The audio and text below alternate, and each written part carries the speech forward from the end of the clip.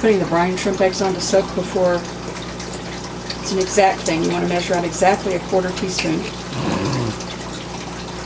And then just put tap water in it. It's got to set for a half an hour to an hour before putting it in the hatchery.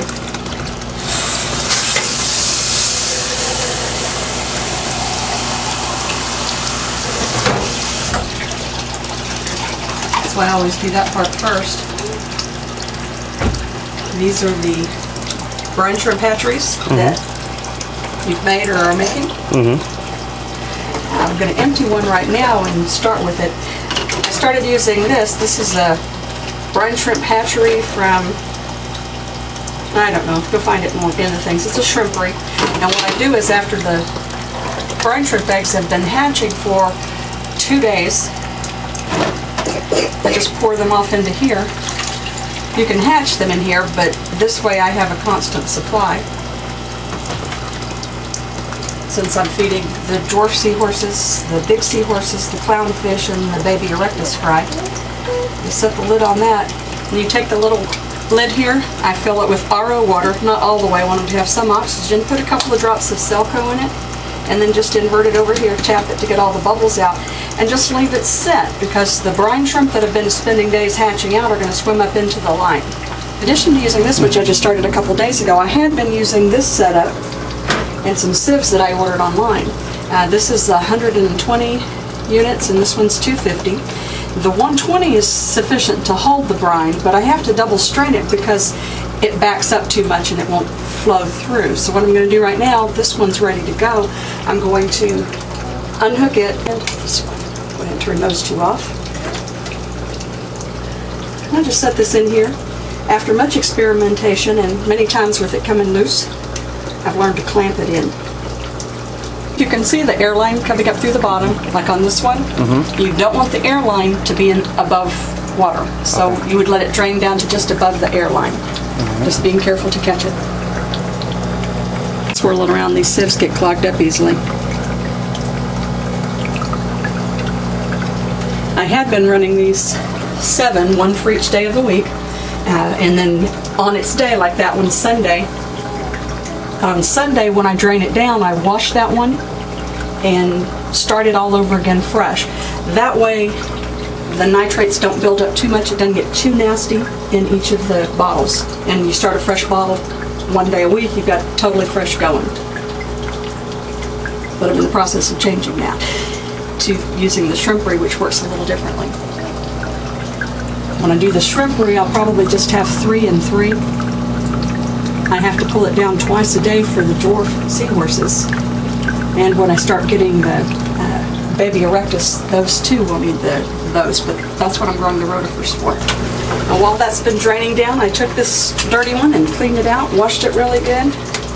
I washed it in tap water and a bottle brush to get any gunk off. You see I missed some of the algae, but that's okay.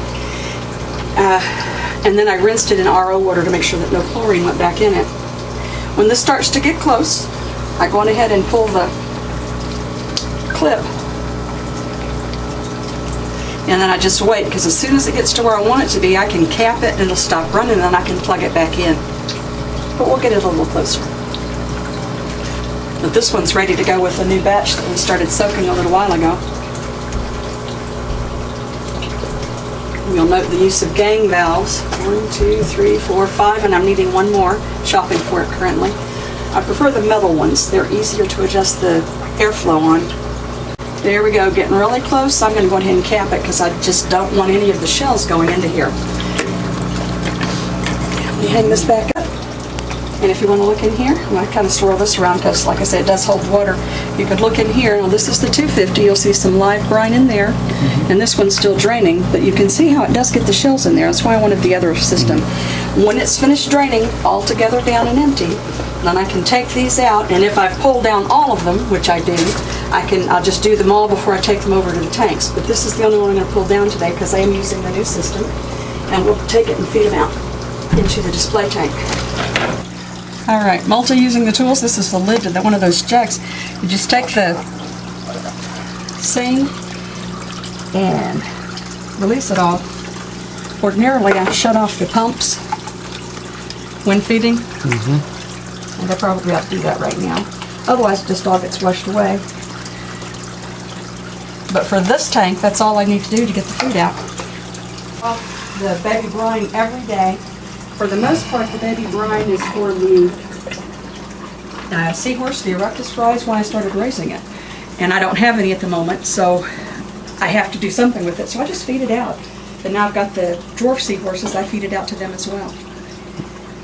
These guys will do without a little of it when I start having baby erectus again. As you can see, the clowns love it. There are 2 mandarins in there that thrive on it as well. They don't mind at all. And there's a court jester goby somewhere. He likes it too. Of course, they'll all eat anything. The firefish do eat it also, but apparently are hiding from us today. But I usually do this right before lights out. And more of the polyps are open, so anything in here that likes filter feeding has a heyday. I still have this soaking in chlorine, so when in the tap water, which is chlorinated. So between each one that I draw off, I just give this a good shake. So at the end of an hour, most of them should be on the bottom, and that's how you can tell that they're ready to go in the new one. In order to do that, I have an even finer grade net that I use to strain out the brine shrimp cysts once they've had a chance to hydrate. See, they're all over the place there, but I'll strain them out.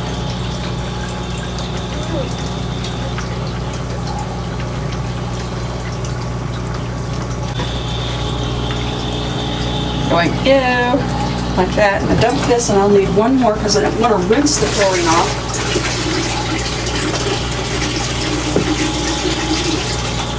So I'll take this because it's still got eggs stuck all over it and run some RO water all around it.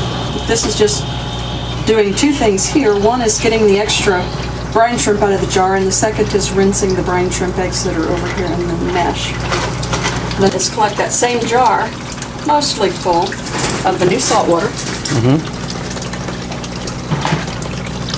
And then I just invert this into the salt water. Make sure I get all the little dudes off. And I'll rinse that off, of course. And then I'm ready to pour it up. I'm doing it this way. I usually pour off about half into the day's catch. I'm giving it all right now. But brine shrimp don't need to hatch at such high levels of salt, so I go ahead and rinse this out with RO water. Add a little more. Again, with this, there's an exact salinity you want it to be at, but I don't care. It hatches anyway. And dropping things again. Just pour it off on there. Usually when I'm running the 7-day stock, I'll pour off the second half a little bit in each of the, so that there's a new hatch in every day's collection. I'll add some more salt to this to bring it up to. On these, I use the little line. When I overfill it, it tends to flow out. But I'll fill this the rest of the way with salt water, and this one's good to turn on again.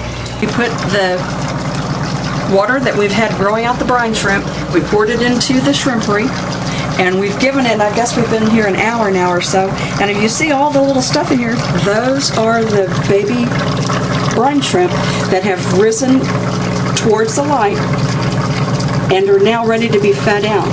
And because again, I will simply feed it out, pour it out, and strain it through my uber fine strainer. Over again. Oh, there's more. And so just pull it up,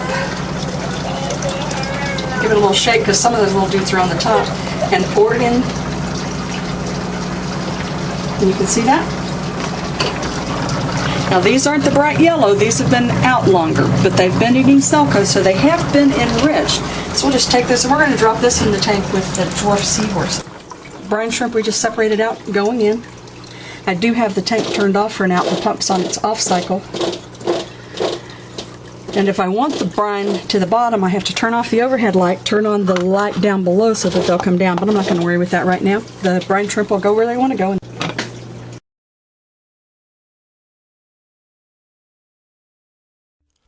His eyes, they closed, and his last breath spoke.